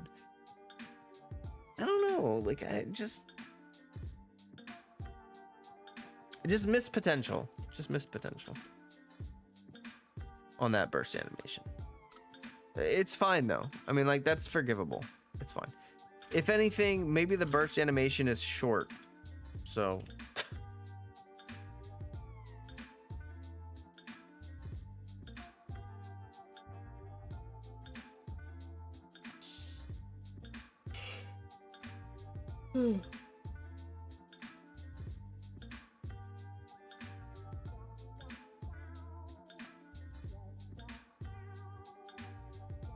I disagree with the Dia part there. I think Dia's kit is fine. I think Dia's kit is fine. I think most of the kits are... Let's see. What was the last character that I was kind of disappointed in? I was kind of disappointed in Toma. I thought Toma's kit was kind of awkward and poopy, but Dendro definitely saved him there because of Burgeon. Yeah, I didn't really like... I mean, Alhaitham functions really well, but I didn't like him. Like, I know everyone was enjoying Alhaitham and he's really strong and whatever, but I personally didn't like his kit that much. I felt like Alhaitham was too much work for... I don't know. Also, Alhaitham's auto attacks feel really bad to me. Like, I do not like how stiff Alhaitham's auto attack animations feel. So I wouldn't want to play him as a DPS, even if I liked his kit.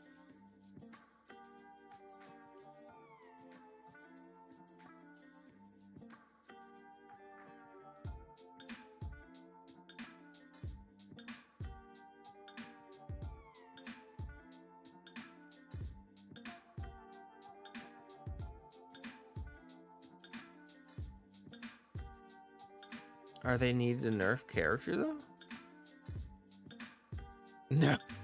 First of all, that's illegal. Like, that's entirely illegal against the law for them to do that. Second of all, no. No. I think, if you want my honest opinion, I think that people are brain dead if they think Dia is that much worse than like Xingqiu or Zhongling. Like, she needs some better hydro applicators as supports, but like, that's probably my biggest complaint about her kit. Burst needs a small amount of range. It took away his high kick and a attack too. I don't know what that is. Was that something in beta that happened? And the burst needs a small amount of range, which gets annoying for a close range character. Yeah, that's kind of a weird thing with Alhaitham, isn't it? Like, here's what I meant about the team building thing, by the way, with Xingqiu, Zhongling, and Bennett. Like, if you put Zhongling in a party alone with no supports, she doesn't do good damage. You see like 5k burst damage ticks, 10k maybe. Ooh, no, she's garbage. Like, the reason Zhongling is so good is because you can react so many of her hits and people have learned to do that. The same is true with Dia, as a matter of fact. Like, I objectively, I'm doing good damage with my Dia, and objectively her kit is providing value to my units. So like, I don't know. I don't want to get, I've ranted so much about this, like so much. I'm sick of it. I'm just sick of it. I think that people just have really dumb expectations of units in terms of like, they want, for instance, the fact that Xingqiu does not work with Dia is a good thing in my opinion, because we have other hydro options already, first of all, and second of all, people are already using Xingqiu in like a bunch of teams, so they're trying to make the team building, like, if the meta people had their way, team building would literally be the most boring shit in this game. Like, you would have one team full of the strongest people and there would be no variety. Like, everyone just wants everyone to have like unit plus Xingqiu plus Bennett plus Mona plus or whatever. You know what I mean? It's like I'm sick of it. I'm sick of it. I'm sick of it. Genshin and Mihoyo does a really good job of buffing the off meta. They've consistently buffed Swirl. They buffed elemental reactions based on like overload, like transformative reactions. They've buffed so many off meta builds. They have buffed the off meta so many times. And that makes for more teams, which is great. I'm losing people. People are leaving the live stream because I'm just bitching, but I frankly don't care. I just logged in to pop my Alhaitham burst, and like I thought, it's very similar to Baiju. Like Early said, yeah, I was thinking about that actually when I was talking about it earlier. I was thinking about how Alhaitham's burst is also kind of unimpressive, and I was like, wait a minute, they're really similar. Regardless of Dia power standing, most people have to agree that she's fun to play, which is a great thing in herself. I think she's for nude. Triple element gameplay without buff. Triple element gameplay? You still think she's designed for new triple element gameplay? I would need you to explain that. Do you mean like, what do you mean? Because I personally, I do agree that like, I think Dia's best teams are running her with like 2 hydro units and an electro unit, so you get overload and vape on every single skill proc. Like her lack of ICD makes her damage ceiling really high. It's just you have to learn, you know what I mean? It's like how we had to learn how to make Zhongling work. Zhongling only has like one option for a hydro applicator, you know what I mean? Like she needs a lot of hydro application, so you can't just use any hydro application. And so for a long time people didn't understand how to get Zhongling to constantly vape her hits, and then once they learned, they were like, oh wow, this is kind of big damage. You mean like Hyper Bloom, Burgeon, and Dendromelt, you think? Yeah, I saw the Dendromelt thing. I don't know about that. She does work in Burgeon really well, obviously. And I mean, most of the teams need 3 elements to do those reactions. Yeah, I see what you're saying. Most of those teams work well. I think that's the, honestly though, that's the thing though, is that like, I think Dio works well. I haven't tested, let's see, I've seen Burgeon tests and they obviously do well. I have not seen this Dia Melt, the Dendromelt team. I've heard you, I think you mentioned it before. Someone mentioned it before. And I have not seen that tested. I would want to see the tests. I need to see the tests for that. But she also works in overvape teams, and she also works in like, I don't know what to call it, but it's like a freeze team without the hydro. So you have like double cryo, Animo, Dia. So like I was running Chongyun, Shenhe, Dia, Jean. That's what I was doing. And those are really effective for melting all of her attacks. So she has like quite a few different teams that she can work in.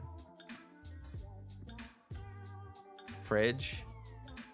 What does that mean again? I'm sorry. There's so many names that people come up with. What does fridge mean again? Is it just like bloom with cryo? Is that what that is?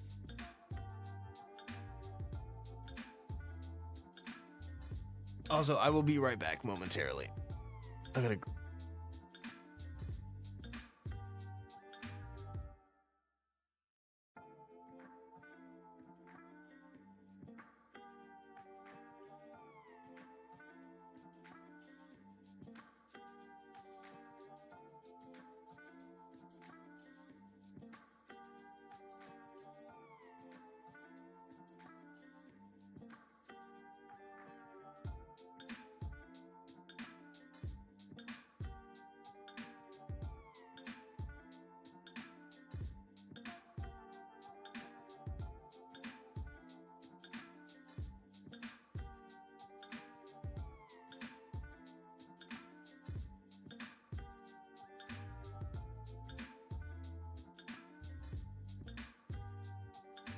Okay. Maybe she's designed for physical instead.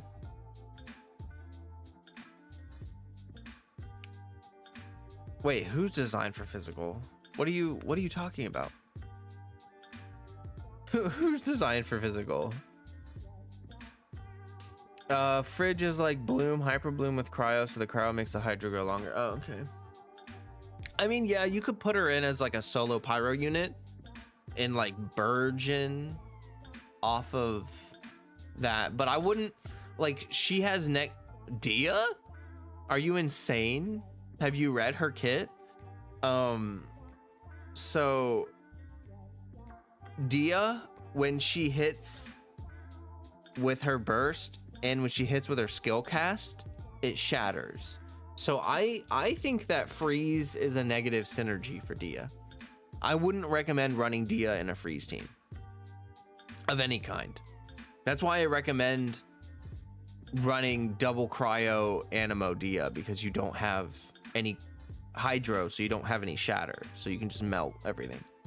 I don't think Burgeon needs a rework. I just think we don't have many characters that capitalize. Yeah, no, Burgeon is insanely strong. Like, Burgeon is already really strong.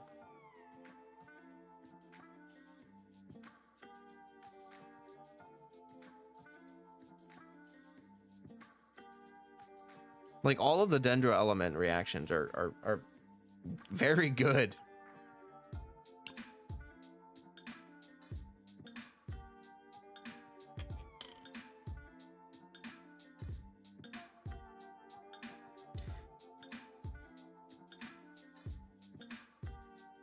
You've actually seen some interesting numbers for Dia, especially with Ayaka.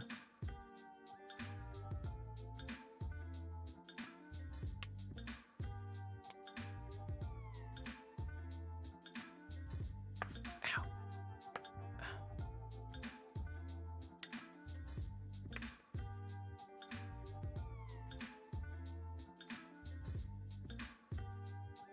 Yeah, Dendro reactions are great. They're doing just fine.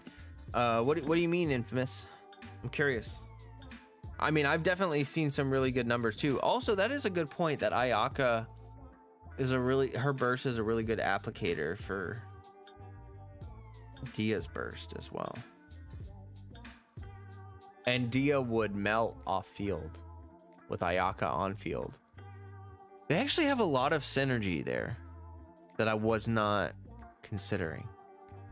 You know, that's kind of funny that two of Dia's best supports, Mona for Hydro and Ayaka for Cryo, both have the glidey underground mechanic, and they're like both some of Dia's best synergies. That's so funny.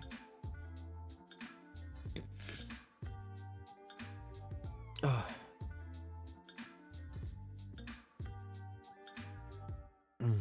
I've seen her burst melt for 100k ticks during Ayaka burst. Oh yeah. I like right now, my current Dia, like level 7 talents and stuff, would hit 50k melts on her burst, just casually, and I'm running Tenacity of Millilith. Like, I'm running a non-damage build basically, and I'm still doing good damage. So I'm running like a support build, not really a full support build. That's a lie. I'm running a support artifact set, but I'm running like I have an EM Sand Pyro crit. Nobody really plays Shatter. Yeah, Shatter is not a good reaction. I think Shatter is essentially like a negative synergy, literally all the time.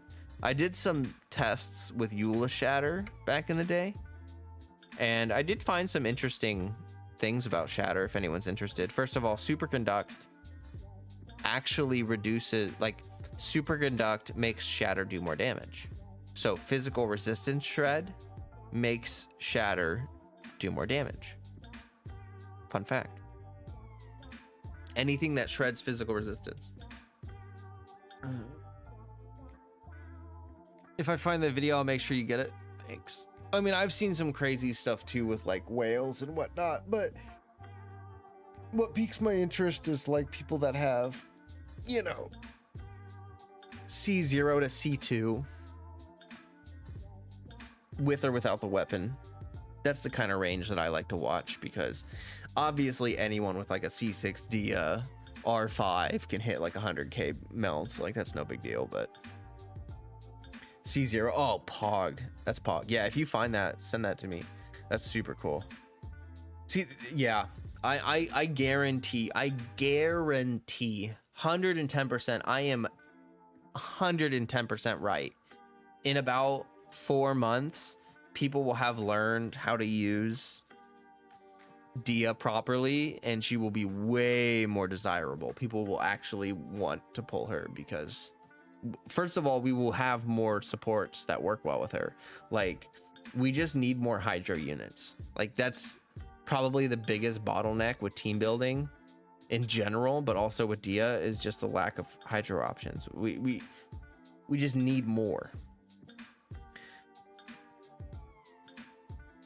So I guess we need Cryo, Hydro, Electro, or Geo with, yeah, there's this, you can run a superconduct electrocharge team, which is something that I came up with. Like, you can run it with like a really good one is Kokomi, Fischl, Rosaria, Catching, or, you know, you can put someone else in there if you want. But that is a really good supercharged electroconduct team, because Clam benefits from superconduct and fizz resistance shred, so you can get Clam damage to boost from superconduct.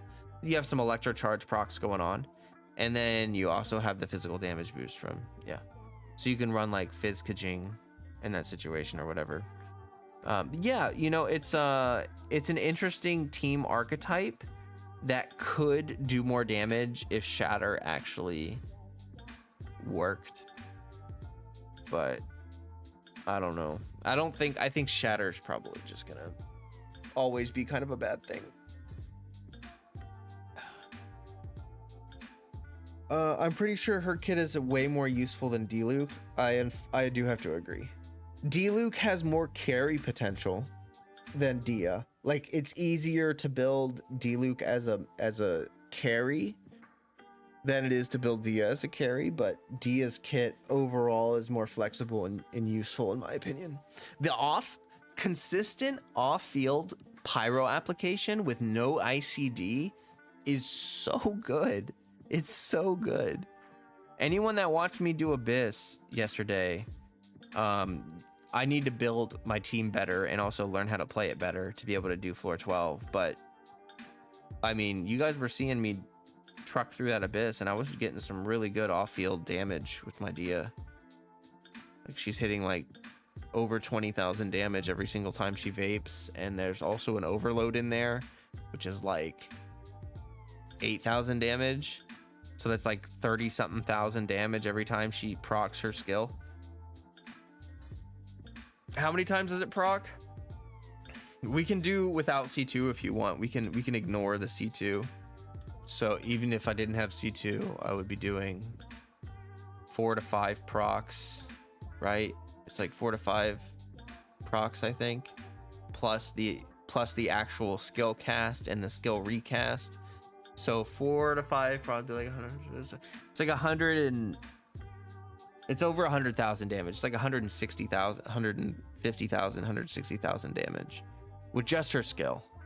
And then you add in her burst. I'm hitting about 20,000 without the vape, and then I'm hitting about 43,000 with my vapes. 40,000, let's just say. I don't know how many punches there are.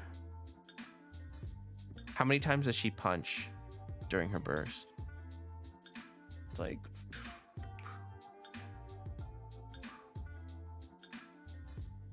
it's like 13 times or so, 10 times, plus 11 is the kick, right?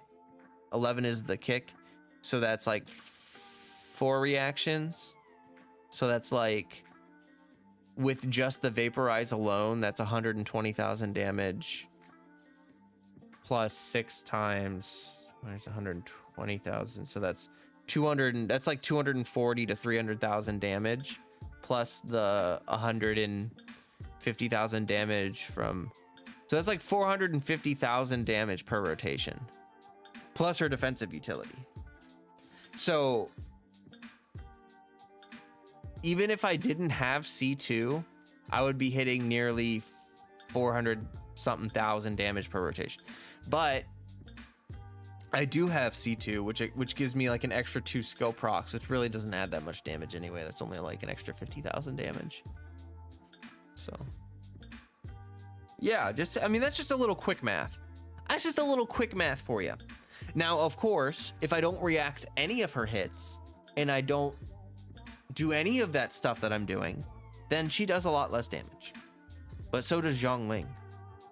Like, actually, if you put Hu Tao on a team, try to play Hu Tao with no vapes.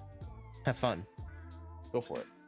Let me know how strong she is without vaporize. She's not.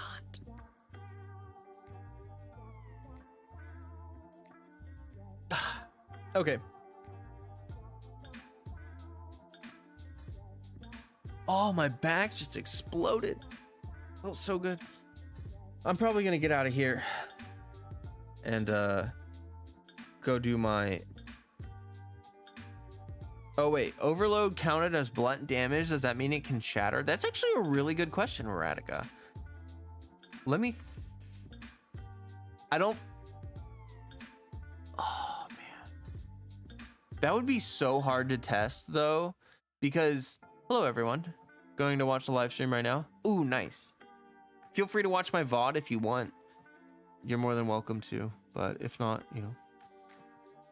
Wait, were you here earlier? I can't remember. I just realized that Dia and Ayaka burst line up perfectly. Yes, yes.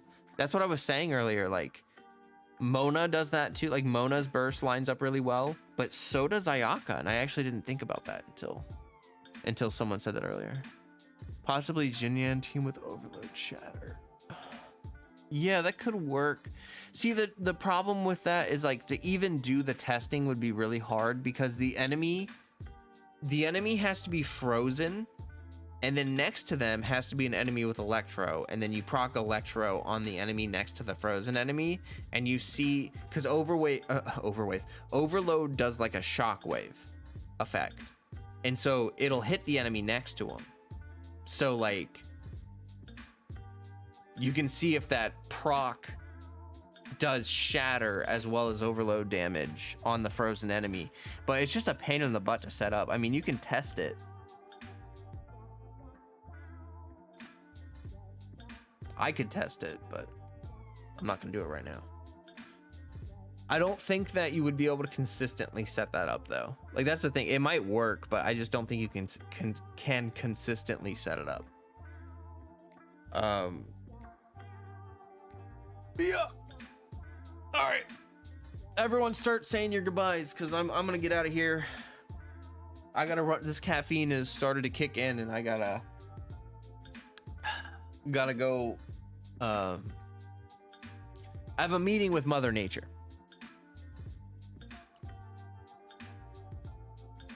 You can't do it with your electro unit in your team. See ya, Axolotl. Have a good one.